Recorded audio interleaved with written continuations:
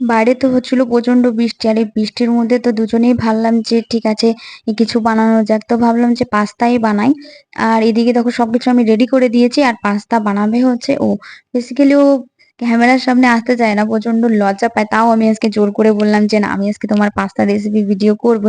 দেখো প্রথমে দিয়ে দিল হচ্ছে লঙ্কা আর পেঁয়াজ, তারপর এটাকে ভালো করে ফ্রাই করে নিল, তারপর এর মধ্যে দিয়ে দিল হচ্ছে ডিম।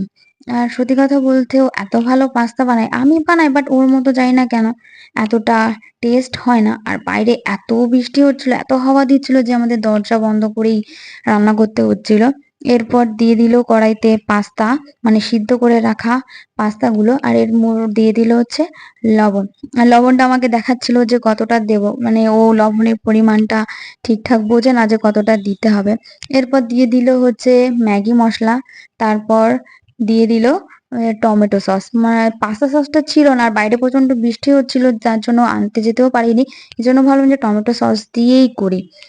দেখো আমার তো দেখেই জিভে জল চলে আসছে, আর এদিকে দেখো আমি ওর সাথে শয়তানি করছিলাম। মতো কারা কারা পাস্তা খেতে খুব পছন্দ করো কমেন্ট অবশ্যই জানিও। বা